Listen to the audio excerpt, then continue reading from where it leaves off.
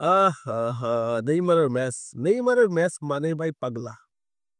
সান্তোসের match ক্রুজেইরোর সাথে। তবে রাত ৩টা বাজে খেলা এটাই হচ্ছে সবচেয়ে ভেজালের।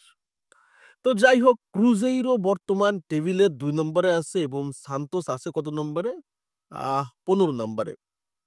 তো ক্রুজেইরো কিন্তু একটা ভালো দল এবং তারা প্রত্যেকটা ডিপার্টমেন্ট তাদের গোল, কিপার, ডিফেন্স লাইনআপ, আক্রমণ, মিডফিল্ড সব জায়গায় কিন্তু একদম সুপ্রিম।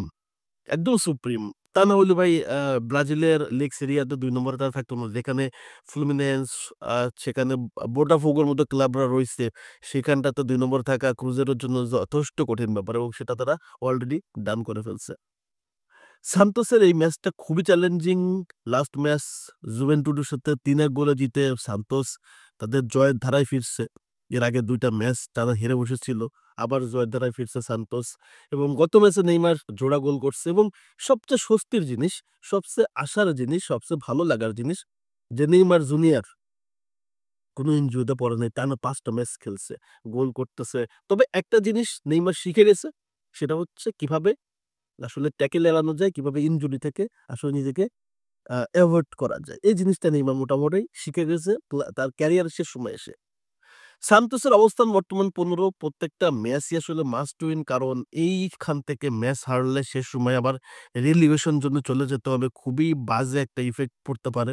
এজন্য প্রত্যেকটা ম্যাচই চ্যালেঞ্জিং।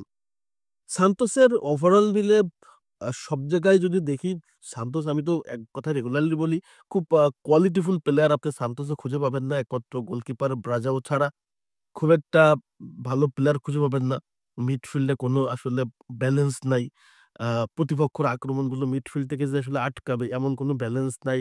তারপরে ফাইনাল থার্ড এও নেইমার যে কি পাস দিবে, চান্স ক্রিয়েট করে দিবে, সেখান থেকে গোল তৈরি করবে এমন প্লেয়ারও আসলে সান্তোসে এভেইলেবল নাই। বিরিয়াল নামে একটা প্লেয়ার আছে, বাররিয়াল সে আর নেইমার ছাড়া খুব একটা আহামরি ভালো প্লেয়ার আমি দেখি না। তাদের গোলকিপার। তো এমন একটা দলে আমার কাছে মনে হয় সান্তোসে কিছু প্লেয়ারও আসলে কিনা দরকার যারা কোয়ালিটিফুল। এমন প্লেয়ার থাকলে সত্যি কথা বলতে যখন বারবার দল হারবে তখন কিন্তু নিজেরই আসলে ডিসঅ্যাপয়েন্ট লাগবে, ডিমোটিভেট লাগবে। নেইমার যতই ভালো খেলতেছে কিন্তু গোল আসতেছে না, অ্যাসিস্ট আসতেছে না। তো জিনিসটা কাদের জন্য? ওভারঅল টিমমেটস দের কাছ থেকে সে সাপ্লাইটা পাচ্ছে না বা সহায়তা পাচ্ছে না। এটাই খারাপ জিনিস। অপরদিকে যদি আপনি ক্রুজেইরো দেখেন সেখানে তাদের আক্রমণে বিশেষ করে মিডফিল্ডে আপনার হচ্ছে ম্যাথুস আছে হচ্ছে ম্যাথুস পেরেইরা। তার সাথে নাম্বার ৯ রয়েছে হচ্ছে কায়ো জর্জ। দুর্দান্ত একজন প্লেয়ার বর্তমান সময়ে। তাছাড়া ক্রুজেইরো কিন্তু তাদের ডিফেন্স লাইনআপে আছে হচ্ছে ফ্যাব্রিজিও ব্রুনো। একটা ভালো সেবে আছে এবং দুর্দান্ত একটা টিম ক্রুজেইরো কোনো সন্দেহ নাই।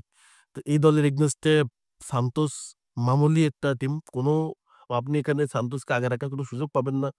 যদি না কিনা ফ্লামেঙ্গোর সাথে নেইমারের সান্তোস যেভাবে আসলে জিতে গেছিল একটা অ্যাক্সিডেন্ট ছাড়া ক্রুজেইরোকে হারানো আসলে খুবই কঠিন। তবে যেই হারুক, যেই জিতুক সেটা আমাদের কাছে এই মুহূর্তে বেশি জরুরি না। বেশি জরুরি হচ্ছে ব্রাজিলের দল ঘোষণা করার জন্য আর বেশি টাইম নেই। আজকে ১০ তারিখ কার্লো আনচেলত্তি ব্রাজিলে ঢুকবে, নেইমারের সাথে ব্যাটিং করবে। সো কার্লো আনচেলত্তির ফার্স্ট টার্গেট ব্রাজিলের নেতা নেইমারের এবং আজকের ম্যাচটাতে নেইমার গোল অ্যাসিস্ট পাক কি দল হারুক সেটা ব্যাপার না। নেইমার যেন ফিট থেকে মাঠ থেকে বেরোক। ফিট থাকে এটা হচ্ছে আমাদের কাছে সবচেয়ে বড় স্বস্তি। কারণ নেইমার দেখি মেক্সিমাম সময় যখন দলে ফিরবে তখন ইনজুরিতে পড়ে। আমরা চাই ভাই এই ম্যাচটা সামনে একটা ম্যাচ আছে, ২ টা ম্যাচে নেইমার যেন ফুল ফিট থাকে। অন্তত কোন রকম কোন ইনজুরি যেন না পড়ে, কোন রকম কোন ব্যথা না পায়, কোন আঘাত না পায়। এটাই হচ্ছে আমাদের একমাত্র চাওয়া, আর কোন চাওয়া নাই। আপনাদের কি মনে হয়? গোল অ্যাসিস্ট পাইলে সেটা তো বোনাস পয়েন্ট। বাট এই মুহূর্তে চাওয়া হচ্ছে যেন নেইমার কোন ইনজুরিতে না পড়ে। That's it. আর কিছু লাগবে না। সো ম্যাচ শুরু হবে বাংলাদেশ সময় রাত ৩টা ৩০ মিনিটে সান্তোস ভার্সেস ক্রুজেইরো। দেখা হবে আসলে কারা জিতে। সো আপনাদের কি মনে হয় এই ম্যাচের রেজাল্ট কি হইতে পারে? নেইমারের গোল অ্যাসিস্ট থাকবে কিনা? অবশ্যই কমেন্টস করবেন। তো যারা আমার ভিডিও রেগুলারলি দেখেন, Facebook থেকে দেখলে ফলো করতে পারেন এবং YouTube থেকে দেখলে সাবস্ক্রাইব করেন। ধন্যবাদ সবাইকে। আল্লাহ হাফেজ।